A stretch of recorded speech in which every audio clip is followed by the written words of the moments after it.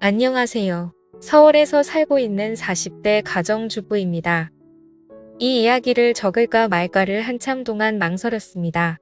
하지만 세상에는 이렇게 말도 안 되는 기가 막힌 일들도 있다란 걸 알려드리고 싶더라고요. 저는 주변에서 흔히 볼 수 있을 법한 별 볼 일 없는 평범한 사람이지만 이야기를 시작해보겠습니다. 지금으로부터 20년도 더 되었던 이야기라 조금은 가물가물하지만 최대한 기억을 살려보았습니다. 저는 그 당시에 나름대로 학벌도 괜찮았었고 사업을 하시는 아버지 덕분에 항상 풍족한 삶을 살고 있었을 때였습니다. 그래서 금전적인 문제에는 크게 영향을 받지 않았기에 제가 하고 싶었던 일을 하고 있었죠. 남들이 보면 왜 그런 일을 하냐고 할 수도 있지만 제 직업은 어릴 때부터 꿈꿔왔었던 플로리스트였습니다. 요즘 같은 시대에는 나름대로 많은 사람들이 꽃을 사고는 하지만 20년 전만 하더라도 너무 경쟁력이 없는 직업이었죠. 하지만 저는 어릴 때부터 남들과는 유별나게 달리 꽃을 너무 사랑했었습니다. 그리고 단순히 꽃을 파는 사람이 되고 싶었던 게 아니었어요. 꽃이라는 식물에 대한 지식들을 사람들에게 알려주고 싶었고 예술적으로 다가가서 꽃을 디자인하는 그런 사람이 되고 싶었습니다. 아무튼 그렇게 철없이 시작했던 꽃가게는 부모님의 지원 아래에서 시작되었죠. 하지만 어느 정도 잘 되기는 어렵단 걸 알았지만 생각보다 더 처참했었네요. 장사도 잘 되지 않자 자꾸만 부모님께 손을 벌리게 되자 마음이 많이 지쳐갔습니다. 그러던 어느 날이었습니다. 왠지 꽃집에는 어울리지 않을 법한 건장한 남자분께서 들어오셨죠. 저는 반가운 마음에 환하게 웃으면서 어떤 꽃을 찾으세요? 라고 물어봤습니다. 그러자 그 남자분은 쭈뼛대시더니 손가락으로 빨강색 튤립을 가리키더라고요. 빨강색 튤립의 꽃말은 영원한 사랑을 고백하는 뜻이 담겨져 있었기에 요즘 같은 세상에 이렇게 로맨틱한 남자가 다 있구나 싶었었죠. 그렇게 그 남자분을 보내면서 예쁜 사랑하시길 바랄게요 라고 말했습니다. 그 남자분은 엄청 당황해하며 인사를 하고는 재빨리 나가버렸었죠. 그런데 다음 날에도 그 손님은 어김없이 찾아오더군요. 그리고 그 다음 날도 또 그 다음 날도 찾아왔습니다. 하루도 빠짐없이 매일같이 찾아와서 솔직히 뭔가 이상하다 싶었고 별의별 생각이 다 들더군요. 하지만 내성적인 성격이라 말을 걸면 불편해하는 듯해서 괜히 참견하는 건 주제에 넘는다 생각했었고 항상 자주 찾아와 주셔서 고마울 따름이었죠. 그렇게 그 남자분이 오신 지도 열흘 정도가 다 되어가던 날 사고가 터지고 말았습니다. 여자 혼자서 영업하던 가게라서 항상 위험에 노출되어 있었지만 그때는 철이 없어서인지 겁도 없이 그런 걱정은 딱히 하지 않았죠. 처음 보는 남자가 들어오더니 갑자기 돌변하더니 당장 돈을 다 꺼내라고 협박을 한 거였죠. 살면서 처음 마주하는 강도였습니다. 저는 순간적으로 너무 무서워서 펑펑 울어버리면서 강도가 시키는 대로 돈을 다 꺼내서 전해줬습니다. 그렇게 뒤돌아서서 나가는가 싶었는데 갑자기 문 쪽으로 다가가더니 문을 잠궈버리더군요. 순간적으로 나 정말 큰일 났다 싶었고 제발 살려주세요 라고 소리를 질러댔습니다. 하지만 강도놈은 비열하게 웃으면서 제게 다가오고 있었고 저는 벌벌 떨고 있었습니다. 그런데 그때 때마침 유리창이 와장창 깨지는 소리가 들렸습니다. 저는 무슨 일인가 궁금했지만 무서운 나머지 차마 고개를 들 수가 없었습니다. 소리를 들어보면 누군가가 유리창을 깨고 들어와서 강도와 몸싸움을 벌여가면서 욕을 해대더라고요. 그렇게 몇 분이 흘렀던 것 같습니다. 펑펑 울고 있는데 주변의 소리가 조용해지더니 저에게 놀라서 덜덜 떨리는 목소리로 물었습니다. 괜찮아요? 어디 다친 곳 없어요? 저는 익숙한 그 목소리에 천천히 고개를 들었습니다. 얼굴을 보는데 저희 가게에 자주 오던 바로 그 남자분이었죠. 하지만 고마운 것도 고마운 거지만 상태가 심각해 보였습니다. 얼굴은 퉁퉁 부어서 엉망진창이었고 옷에 피가 계속해서 나오고 있더라고요. 저는 깜짝 놀래서 곧장 구급차를 불렀고 응급수술을 해서 큰 위기는 모면하게 되었습니다. 수술이 끝나고 한참이 지난 뒤에 그 남자분은 눈을 떴습니다. 그러면서 하는 첫마디가 황당했었죠. 응급수술까지 할 정도로 크게 다친 사람이 저를 보자마자 어디 다친 데 없냐고 하더군요. 그 말에 저는 누가 누굴 걱정해야 하는지 모르겠다며 저도 모르게 또 눈물이 났죠. 그러자 남자분은 제 어깨를 토닥여주면서 울지 말라고 하더라고요. 그런 모습을 보고 온기를 느끼자 전에는 못 느꼈던 감정들이 생겨났고 심장이 정신없이 뛰기 시작했습니다. 하지만 이 남자분은 여자친구가 있는 사람인데 이건 아니다 싶었고 저는 얼른 몸을 떼어내면서 말했습니다. 아무리 그래도 그렇지 여자친구도 있는 분이 이러시면 어떡하냐고 했죠. 그러자 남자분은 황당하다는 듯이 제가 여자친구가 있다고요? 라고 되묻더군요. 여자친구가 있어서 항상 그렇게 꽃을 사가셨던 거 아니에요? 물었습니다. 남자분은 아픈 소리를 흐느끼며 웃더라고요.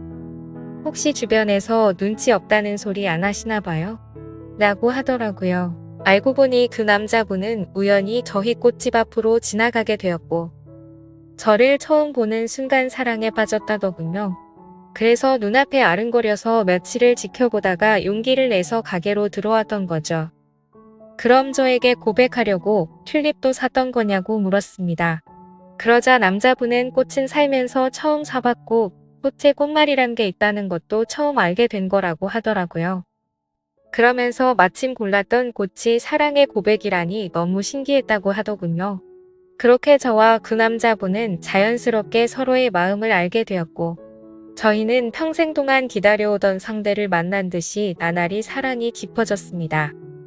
퇴원을 할 때까지는 제가 항상 병원에 가서 알콩달콩 사랑을 키워나갔고 퇴원을 하고부터는 일이 끝나면 항상 저희 가게로 와서 사랑을 키워나갔었죠.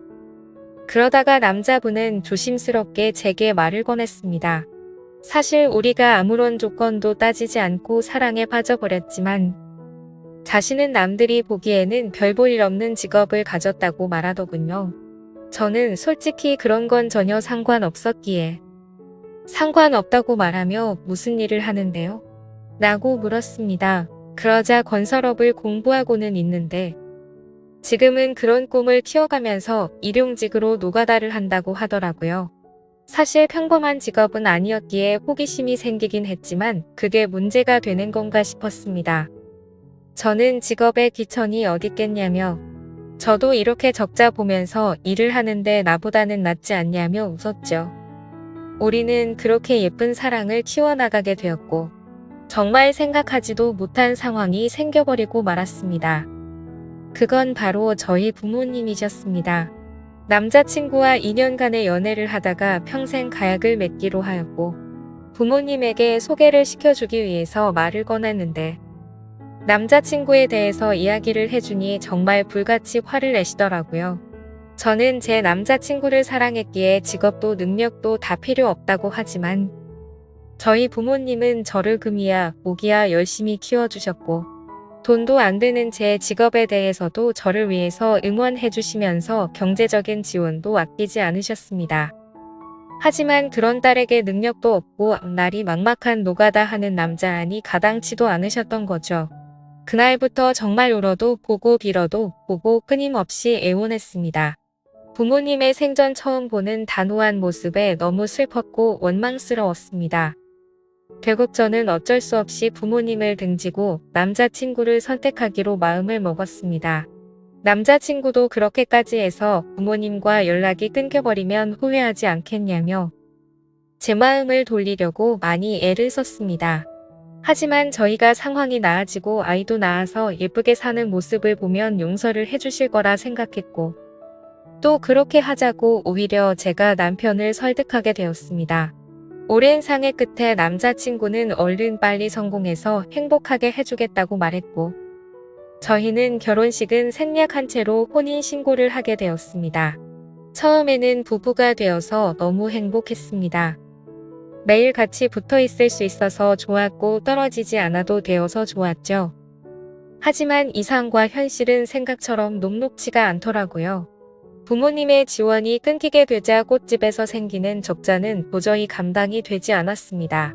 남편이 열심히 일해서 번 돈을 밑빠진 독에 물 붓는 짓을 할 수는 없었기에 저는 제 직업을 포기하려고 마음을 먹었습니다. 하지만 부동산 계약은 아직 1년이 넘게 남아 있었고, 가게를 열면 오히려 적자가 심해지는 상황이었죠. 결국에는 계약 기간이 만료될 때까지 가게는 빠지지 않았습니다. 그로 인해 보증금은 전부 다 사라진 지는 오래였고, 권리금도 한 푼도 받지 못해서 오히려 빚만 몇천만 원이 생겨버렸습니다. 도움은 주지 못할 망정 빚까지 생기게 만드는 바람에 남편에게는 너무 미안했습니다. 그래서 결국 저도 빚이라도 갚는 게 최우선이다 싶어서 무작정 아르바이트 자리를 구하고 다녔고, 결국에는 오전에는 홀서빙을 했고 저녁에는 주방 보조로 일을 하게 되었죠. 돈이라는 게 이렇게 벌기 어렵구나라는 걸 너무 절실하게 깨닫게 되었습니다. 그리고 빚이 생기고부터 이자가 어마어마하더군요. 남편과 함께 아무리 열심히 빚을 갚아도 빚은 너무 더디게 줄어들었고, 삶에 힘들어질수록 서로에게 점점 지쳐가는 것 같았습니다. 연애 시절에는 한 번도 다툼이 없었는데 날이 갈수록 서로에게 짜증이 늘어가더군요. 아무튼 그렇게 악순환이 반복되던 어느 날, 저희 부부에게는 더 큰 문제가 생기고 말았습니다. 자꾸만 소화가 안 되고 배가 더부룩했는데 저는 결국 쓰러지고 응급차에 실려 가버리게 됐던 거죠. 참 많이 암담했습니다. 사람이 많이 힘들다 보니 아픈 걱정보다도 돈 걱정이 앞서더군요. 경제적으로 어렵다 보니 보험은 이미 해지가 됐던 상황이었고, 혹시나 큰 병이 아닐까 걱정이 이만저만이 아니었습니다. 하지만 슬픈 예감은 왜 틀리지 않는 걸까요? 의사 선생님은 검사 결과를 보더니 당장 입원해서 수술부터 하셔야겠다고 말하더군요. 지금 위쪽에 암이 발견됐는데 생각보다 크게 전이 되지는 않았는데, 시간이 가면 갈수록 너무 위험한 상태라서 당장 수술 날짜를 잡아야 한다고 했습니다. 왜 한순간에 모든 게 엉망진창이 된 건지 너무 서러워서 펑펑 울었습니다. 남편도 아무 말 없이 고개를 숙이고 있었고, 그런 모습을 보는데 남편이 원망스러웠죠. 제가 선택하고 설득해놓고는 결국에 저는 남편 탓을 하고 있었던 거죠. 남편은 구겨진 인상으로 조용히 밖으로 나갔습니다. 그리고는 며칠 동안 전화도 받지 않고 제 앞에 나타나지를 않았죠. 그러다가 양복을 멀끔히 차려입고 나타나서 이혼 서류를 내밀더니 정신 나간 소리를 짓거리더군요. 며칠 동안 고민을 해봤는데 당신과 살면서 당신 빚 때문에 내 인생도 망가진 것 같다고 말이죠. 그런데 그것도 모자라서 이렇게 큰 병을 치료해줄 돈도 없고 감당해낼 자신이 없다고 했습니다. 이제는 내가 뒷바라지 더 이상은 못하겠으니까 이혼을 해달라고 요구하더군요. 나를 위해서 온몸이 피투성이가 되어가면서 지켜주던 그 남자가 맞는 건가 싶었습니다.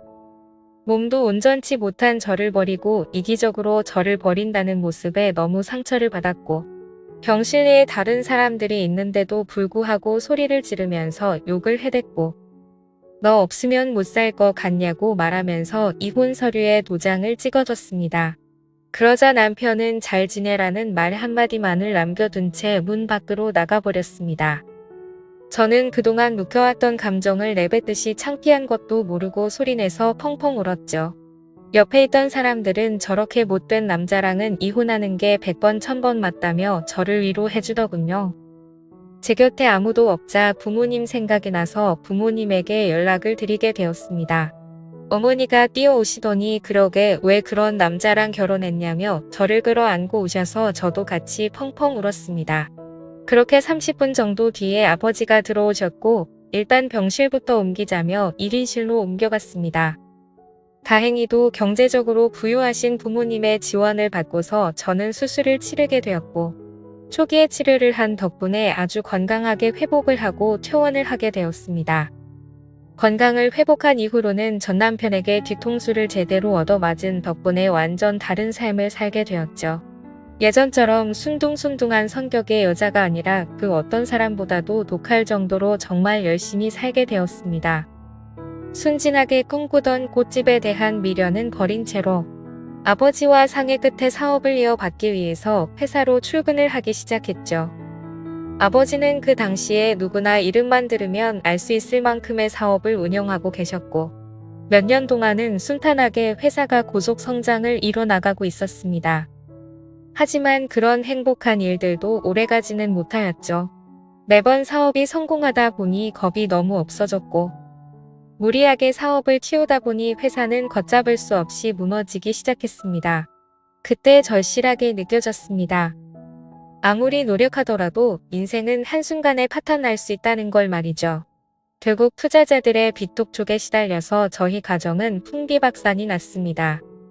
아버지는 너무 큰 좌절감으로 인해서 모든 연락을 끊은 채 사라지셨고 어머니와 저는 조그마한 여관방에서 세상에 둘만 남겨진 기분으로 서로를 끌어안고 울었습니다. 인생에 대한 허무함에 모든 걸 다 포기하고 싶었지만 도저히 그럴 수는 없었습니다. 어머니와 저는 서로의 버팀목이 되어주면서 이대로 굶어 죽을 수는 없었기에 알바를 시작했습니다. 정말 최선을 다해서 열심히 살았던 것 같아요. 몇 년 동안을 단 하루도 쉬지 않고 일을 하게 됐고 모든 빚들을 다 청산하게 되었죠.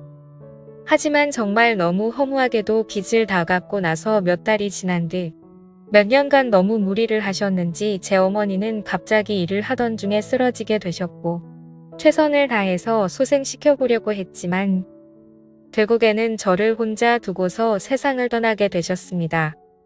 제 인생은 왜 이렇게 악몽 같은지 정말 너무 슬펐고 화가 났습니다.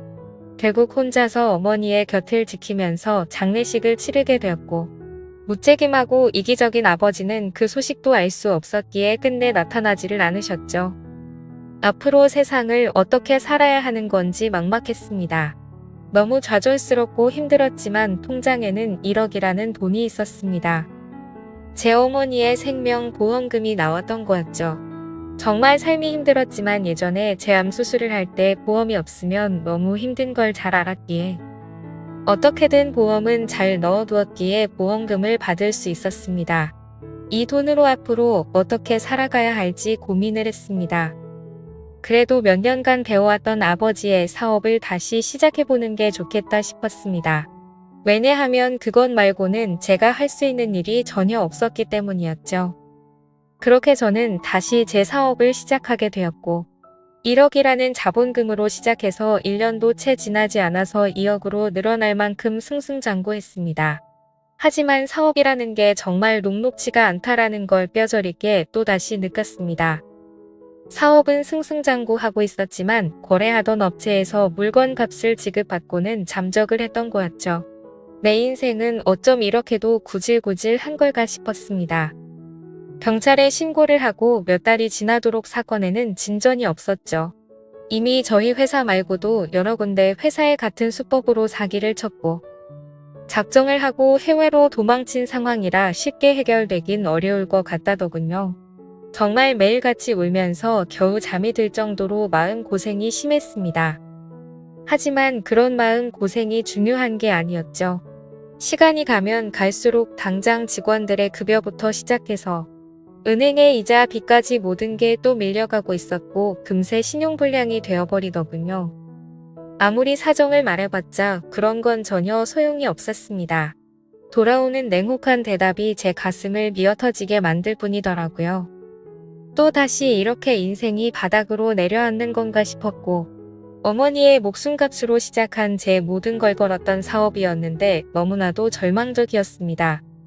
그런데 사람이 죽으라는 법은 없다는 듯 희소식이 왔습니다. 저희 회사에 투자를 자처하는 사람이 있다며 거래처 사장님이 연락이 온 거였죠. 사실 처음에는 갑자기 투자를 한다기에 반신반의했습니다. 그때 당시에는 제대로 사기를 당했던지라 그 누구도 믿을 수가 없었던 상황이었기 때문이죠. 하지만 당장 직원들의 급여도 밀린 상황에 찬밥 더운 밥 가릴 노릇이 아니더라고요. 저는 전화기에 대고서 감사하다는 인사를 몇 번을 외치고서 사업 설명을 위해서 날짜를 잡게 되었습니다. 무조건 투자를 받아야 했기에 한치의 지적도 나오지 않게끔 최선을 다해서 자료를 준비하였고 일주일이 지난 뒤 약속 시간보다 조금 일찍 투자자의 회사로 찾아갔습니다. 회사 직원의 안내에 따라 혼자서 회의실에 들어가게 됐고 물이 놓인 자리들에 준비해둔 자료들을 놓아두고서 떨리는 가슴으로 기다리고 있었습니다. 그렇게 몇 분이 지나자 여러 사람이 들어올 줄 알았는데 익숙한 얼굴의 한 남자가 들어오더군요. 그건 바로 11년 전 제게 씻을 수 없는 상처를 주고 이혼을 했었던 바로 그 남자. 전 남편이었습니다. 저는 너무 당황해서 당신이 뭔데 여길 나타나냐고 말을 했죠. 그러자 전 남편은 내가 당신 회사에 투자하기로 한 사람이야 라고 말하더군요. 이게 무슨 헛소리인지 어안이 벙벙했습니다. 알고 보니 전 남편은 몇 년 전부터 이 회사를 시작하게 됐고 돈을 엄청나게 많이 벌고 있는 건설업계의 대표가 되어 있었습니다. 마음 같아서는 그냥 욕을 해버리고 뛰쳐나가고 싶었어요. 하지만 저로 인해 생활이 제대로 돌아가지 않는 직원들의 월급도 지급해야 했고 제 모든 걸 쏟아부은 회사를 포기할 수는 없었기에 눈물을 머금고 참았습니다. 저는 결국 어쩔 수 없이 다시 인사를 드리면서 그럼 저희 회사에 대해서 설명할게요 라고 말했더니 전 남편은 설명은 필요 없다고 말하더군요. 그저 단순히 자신과 하룻밤만 같이 있어주면 곧바로 투자는 진행될 거라고 말하더군요. 그 말을 듣는데 기분이 너무 불쾌했고 자존심이 상했습니다. 하지만 최대한 내색하지 않고 말을 이어갔습니다. 당신 인간 같지 않은 건 잘 알았지만 몇 년 사이에 돈 좀 벌었다고 진짜 인간이길 포기한 거냐고 말했습니다. 전 남편은 관심 없으면 투자는 없던 걸로 하겠다면서 자리에서 일어나더니 생각할 시간이 필요한 거면 그렇게 하라며 명함을 주고는 나가버렸죠. 그날 집에 돌아가서 못된 전 남편의 행동에 너무 분했고 예전에 저를 버리고 갔을 때가 생각나서 분노를 못 참고 눈물이 터져버렸습니다. 그렇게 며칠 동안 고민을 해봤지만 답은 이미 정해져 있었습니다. 이미 급한 불을 끄느라 대출을 최대한 받은 상황이라 추가 대출도 불가능했고 신용불량이 되어서 아무 곳에서도 돈을 빌릴 수가 없었으니까요. 결국 어쩔 수 없이 명함에 적힌 번호로 연락을 하게 되었습니다. 전 남편은 약속 날짜와 시간을 제게 알려줬고 약속한 당일날 남편은 먼저 와서 호텔에 있는 고급스러운 레스토랑에서 기다리고 있었고 부드러운 스테이크와 엄청 비싼 와인까지 마셨습니다. 10년 전만 해도 그렇게 찌질했었던 남자였는데 이제는 아주 잘나가는 회사의 대표라니 감회가 새로웠습니다. 그렇다고 증오하는 마음은 너무 컸었기에 그 자리가 불쾌했고 기분이 나빴습니다. 그래서 말을 걸어도 무표정으로 대충 대답만 하고 있었죠. 아무튼 그렇게 불쾌한 식사 시간이 끝나고 나서 미리 잡아둔 방으로 같이 향했습니다. 그런데 괜히 신경 쓰이게 전 남편은 다리를 다친 건지 저보다 한참 느리게 걸으면서 약간은 쩔뚝거리면서 걷더라고요.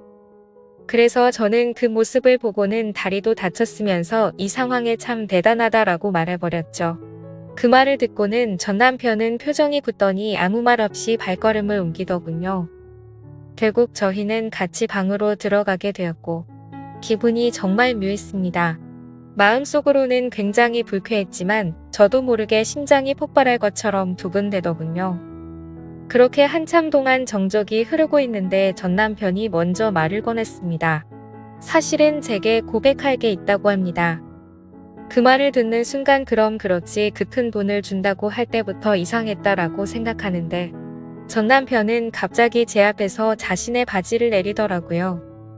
그러자 드러난 남편의 다리에는 의족이 자리하고 있었습니다. 저는 깜짝 놀라서 발이 어쩌다 그렇게 된 거냐며 놀라서 물어보았죠. 전 남편은 저와 헤어지고 나서 몇 달 뒤에 노가다를 하다가 사고가 났었답니다. 지금에서야 이렇게 용기를 내서 미안하다면서 눈물을 흘리더군요.